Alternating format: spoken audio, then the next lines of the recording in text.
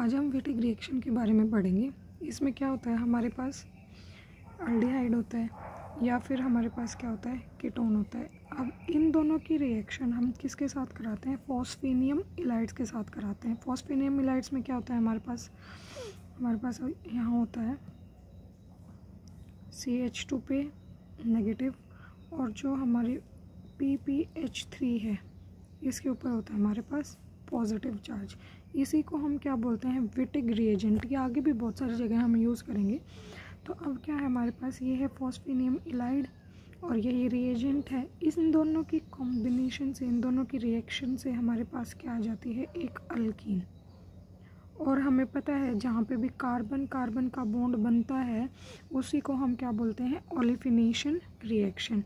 अब हमारे पास इसमें एक एग्जांपल दे रखा है। क्या दे रखा है, जैसे ये RC double bond H aldehyde है और हमारे पास ये क्या है, फॉस्फेनियम इलाइड। यहाँ पे जो नेगेटिव चार्ज था इसने क्या किया, इस कार्बन के ऊपर अटैक किया इलेक्ट्रोफिलिक सेंटर पे, और ये क्या है, ये बॉन्ड यहाँ पे शिफ्ट हो गया ऑक्सीजन के पास। तो हमारे पास क्या बना, ये बनी। इसमें क्या हुआ, देखो RCO पे नेगेटिव है और यहाँ पे हमारे पास आ गया CH2 और यहाँ पे हमारे पास है PPH3 पॉजिटिव। अब जो ये नेगेटिव पॉजिटिव हैं ये एक दूसरे को अट्रैक्ट करेंगे तो ये क्या है, एक बॉन्ड की फॉर्मेशन हो जाएगी। और ये जो 4 मेंबर्ड 1 2 3 4 ये जो 4 मेंबर्ड की रिंग बनती है इसी को हम ऑक्साफॉस्फेटेन रिंग बोलते हैं। अब क्या है कि देखो, ऑक्सीजन यहाँ पे PPH3, ये CH2 और ये कार्बन, ये क्या बन गई, ऑक्साफॉस्फेटेन रिंग। अब इसमें क्या होता है, ये जो ऑक्सीजन और कार्बन ऑक्सीजन वाला बॉन्ड है ना, ये क्या करेगा, ये अपने इलेक्ट्रॉन लेके चला जाएगा।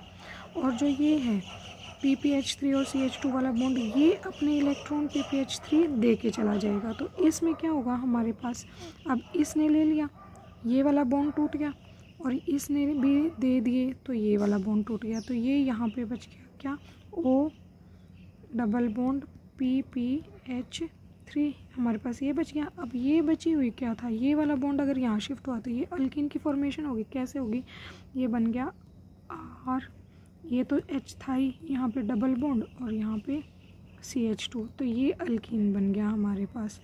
इसके बाद क्या है, इसके बाद हम इसके रिएजेंट को एक बार समझते हैं कि वो कैसे बनता है और क्या होता है।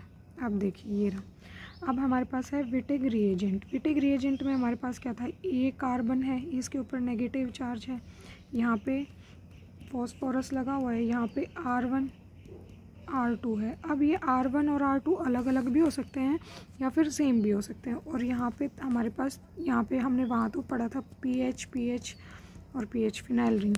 अब हम इसको X से डिनोट करके क्या देख रहे हैं कि ये X है और ये हो क्या सकता है।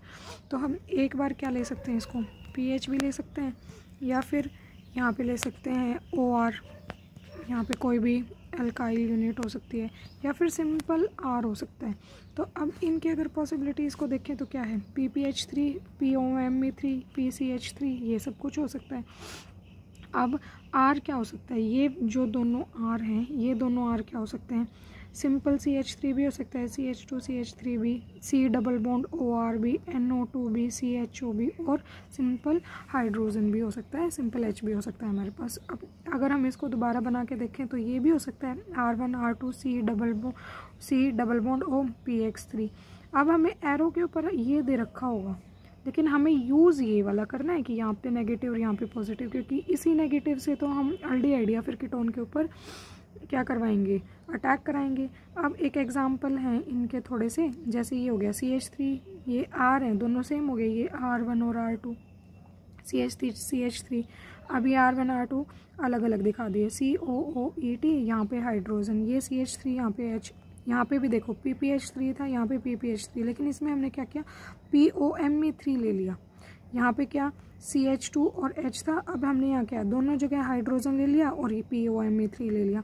अब इसका एक शॉर्टकट मैं आपको बता रही हूँ। इसमें शॉर्टकट में क्या कर सकते हैं हमारे पास, जैसे क्या है हमारे पास यहाँ पे डबल बॉन्ड O दे रखा था और हमारे पास ये विटिक रिएजेंट दे रखा है। तो इसमें हम क्या करते हैं, ये देखो नीचे बना रखा है, जैसे ऑक्सीजन को और PPH3 को बाहर निकाल देते हैं। हमने पता है कि हमारे पास ये निकलने वाला था, तो ऑक्सीजन और PH3P ये जो है ये इन दोनों का बॉन्ड बनता था, तो इन दोनों को तो ऐसे के एज इट इज़ बाहर निकाल देंगे। कुछ इस तरीके से लिख लेंगे कि ये दोनों पास आ जाएं, तो उससे हमें क्या आइडिया हो जाएगा कि ये दोनों निकल रहे हैं। बची हुई जो यूनिट है ये वाली, 1 मिनट रुकिए, इसको दूसरे कलर से दिखाते हैं। देखो जो ये वाली यूनिट है ना, ये बची हुई, ये क्या करती है, अब ये जाके सीधा इस कार्बन और इस कार्बन के बीच में, जैसे ये वाला कार्बन था और ये वाला कार्बन, इन दोनों के बीच में क्या हो जाता है, अल्कीन का formation as it is, double bond रह जाते हैं। तो ये क्या बन गया, ऐसे रिंग थी, यहाँ पे कार्बन आया, यहाँ पे क्या हो गया, जो इसके साथ ग्रुप लगे हुए थे COET, और यहाँ पे हाइड्रोजन एज इट इज़ आ गया। तो ये इसका प्रोडक्ट फॉर्मेशन होगी, अल्कीन की फॉर्मेशन हुई है, इसीलिए ओलिफिनेशन रिएक्शन भी बोलते हैं। ओके बच्चों, थैंक यू।